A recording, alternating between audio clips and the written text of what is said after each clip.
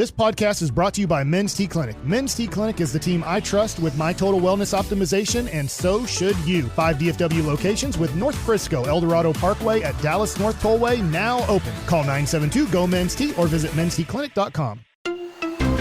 Hey, business owners, what if you could cut all of your business expenses in half? It would be amazing, right? Well, you could start by switching to Spectrum Business. With Spectrum Business, you get the best internet and phone service for half of what you're paying now. Call 855-212-1788 to get faster internet, proven reliability, and the most value. Only with Spectrum Business. Call 855-212-1788 today to switch to Spectrum Business. Mike McCarthy finally met back with the media. He said, we got a lot to cover. Haven't really had an in-person press conference in about a year. We did not see him at the Dak press conference to announce the new contract, and that was one of the first questions to Coach. Where were you when you heard the Dak news? I was in Florida when the deal was finally completed. It's a lot easier to do cartwheels on the sand, I'd say that. Rich is having a hell of a visual over there right now, but I was obviously very excited. I think that he is definitely the keystone of moving forward as a football team. So I was very excited about that, and he was just finishing up his workout out on the field as I walked in here. So he's making progress and he's on course, and I'm excited about year two of the offense because frankly in a lot of ways we feel like we didn't really get to have year one. So we're excited about what we can do this year with a healthy offense. Now, McCarthy never going to come off as really excited about anything. Yeah, he's a keystone. But for those that were like, oh, maybe he's not at the presser because he's not thrilled about it. He doesn't think that Dak is great or elite. That was always silly. Mike McCarthy is in a better position right now than Bill Belichick, the great Bill Belichick. And McCarthy's no dummy, and he's looking around the rest of the league, looking at QB situations, Chicago, and there's absolutely zero doubt in my mind that he is absolutely thrilled, even though he didn't call Dak when he first got the job for apparently a few days or even a week. But that's Mike McCarthy doing cartwheels in the sand. I wonder start of Friday. If is Mike a shirt-off guy at the beach, or is he a cut-the-sleeves-off of a T-shirt guy? Because there's two different types, and body type isn't necessarily the determining factor. It's how much sunblock you want to put on. That's true. That's very, very true. Does it feel like a weight is off McCarthy's shoulders now that he's got his QB locked in? Definitely. I mean, I think like anything, it's everyone here covered it. So I mean, it's I just one morning. I think the best example is the one morning in the training room, and there's two TVs on, and the one TV, it was all about Dak Prescott, and the other TV was the four squares, and the Zoom call with the cat in the right-hand corner. What I'm talking about? Yeah. So. And everybody was watching the cat because they were tired of watching the other TV. So I think that's a great analogy. So we're all glad it's done. Wait, is that the lawyer cat? Yeah, it's got to be. I am not a cat. I can see that. I'm not a cat. Yes, I realize that. So that was on. It's just a shame, too, that all these team facilities have to go to one TV. You have two choices of BS for your morning sports TV, whether it's First Fake or Fake Sports 1, and that is the garbage that all these athletes and teams consume while having sports on at the facility or sitting in the airport. Makes me sick. Anyway, what about Dak running? I can confidently say, I don't know this, but I feel good about saying that Jerry Jones sat Dak down and said, I don't want you running at all. I don't want you running to catch a cab. I don't want you running because you're late for your reservation. I don't want you running because your dog is out in the middle of the street. Just please do not run anymore. Dak at the presser's like, I got to try to take that out of my game a little bit. Here is McCarthy on Dak being a little bit smarter with his mobility after he got hurt. I think the quarterbacks are clearly protected more. That's why I think you see the wide open offenses, with the running of the quarterback and you see that advance. So I don't think it's going to be a huge adjustment for him. I don't think he needs to be lowering his shoulder and stiff arming maybe as much. I mean, Jerry probably wants him to run out of bounds every play, but I think he just got to he's got to be just a little more mindful of it. You don't want to ever tell a player. If a coach, just something I think, but I don't ever try to make a statement to a player that may make him hesitate. Because hesitation in the NFL is, you're a full step slower than your opponent, and that could potentially put you in a worse position.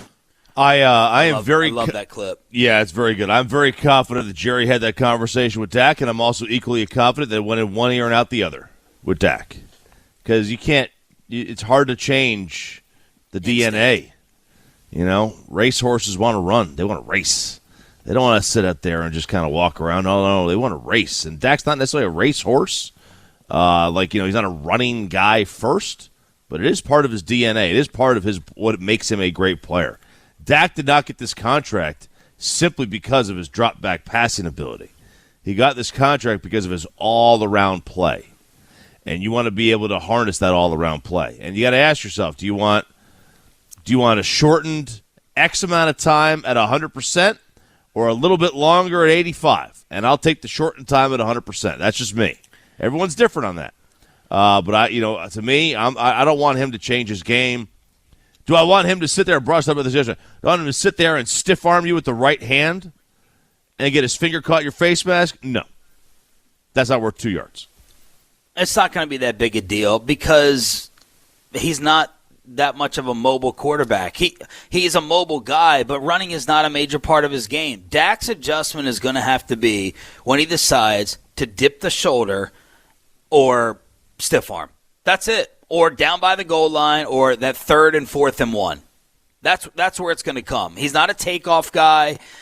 They call some read options that he scores on often down by the goal line. So this is not Lamar Jackson. This is not Mike Vick. This is not, Cam Newton. Dak he's a 3 on a scale 1 to 10 as a running threat, in my opinion. So it's, there's a manlyhood, there's a machismo to all this that he just has to try to get out of his system. Nobody thinks that Russell Wilson is a wuss. I've never heard that. Throughout Russell's entire career, I've never heard someone look at Russell Wilson sliding. He's the best. He's the smartest running quarterback I've ever seen. Never takes a shot. Always gets down at the exact right time. If RG3 had that, RG3 may still be starting in the league. I don't know. And everyone just needs to study Russell Wilson's scramble film. That's how you do it. The timing of it. Stop trying to prove you're a tough guy. Stop trying to prove you're a tank. You don't have to get up and flex. Live for the next down and the next drive and the next game. But I don't think it would be a huge, huge deal for Dak. You don't got to prove you're tough. Russell Wilson's manhood is never challenged, and the guy slides more than anyone else. We don't talk about Peyton Manning as a wuss or Tom Brady, and no one perfected the duck and get down more than them. They just crumbled. They just crumbled because it's more important to have snaps for your football team than win some type of necklace afterwards while flexing. So I don't think it's going to be that huge of a deal. What about the biggest mistake McCarthy and his staff made in year one while coaching this team? Here's what Mike had to say about that. We tried to change too much on defense if we're looking for a mistake, and I don't think it's a mistake.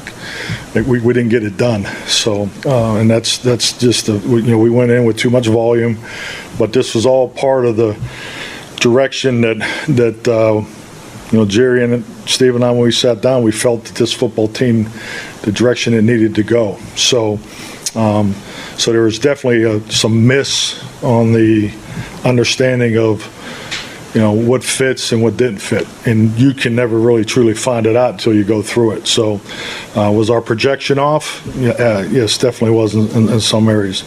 The way they were taught, we were changing facilities, and there's a number of things. I do not like the way our coaching operation is right now. I think it's not to my standard. But a lot of that was due to the COVID, the situation, the way that the Phillies, adjusted, and you have, video isn't challenged and everybody went through it. So, how much time you walk through, how much you didn't walk through, how much did you meet, all those things. I mean, that's all part of your training regimen. And so we didn't hit the target, but in the same breath, it's not just one guy. We all need to be better. Two things there. Number one, you heard the stubbornness of a coach, a very R.J. Choppy-like answer. Biggest mistake, Fantastic. too much volume, but we didn't. It wasn't a mistake. We don't regret it. That was our big mistake, but we don't regret it. I don't know how that makes much sense. And then you could hear it in the weekly interviews with us. I bet if you ranked the amount of hatred for COVID, the COVID, as McCarthy always calls it, that coaches had throughout the league, Mike McCarthy would be at the very top. Mike McCarthy hated the setup last year. And he would probably tell his buddies over a few beers in Pittsburgh at the Run, or whatever the name of that bar was that his family owns, he would tell them COVID was the reason for last year. COVID and injuries.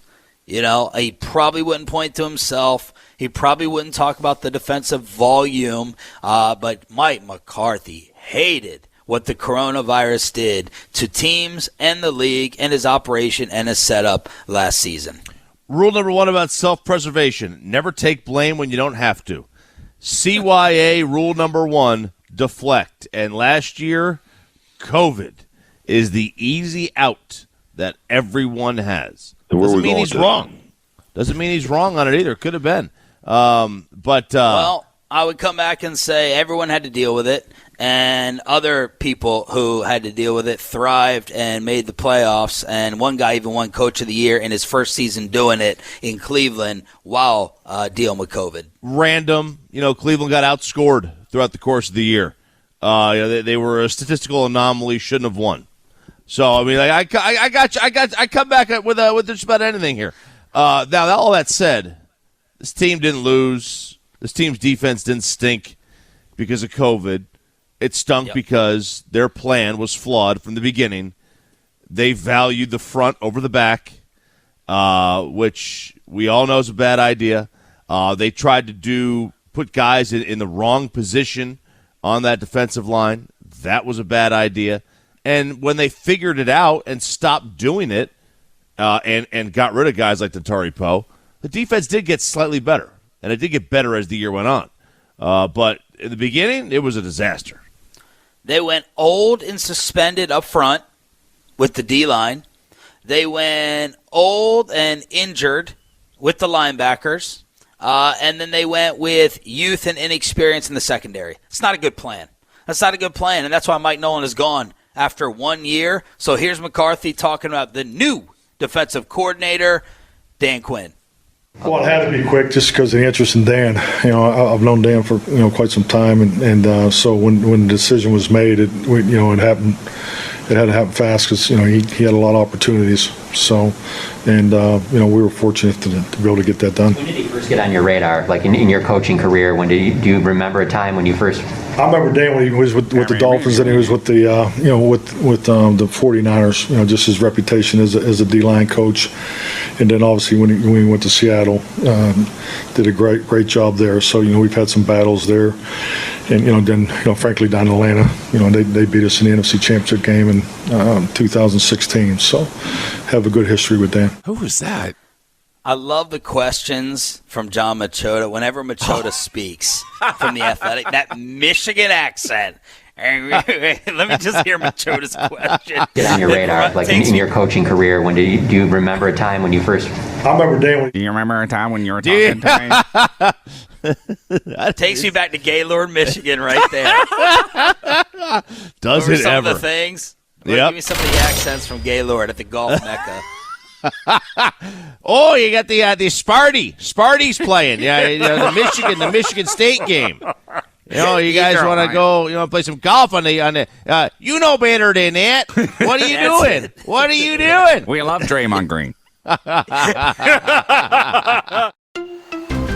Hey, business owners, what if you could cut all of your business expenses in half? It would be amazing, right? Well, you could start by switching to Spectrum Business.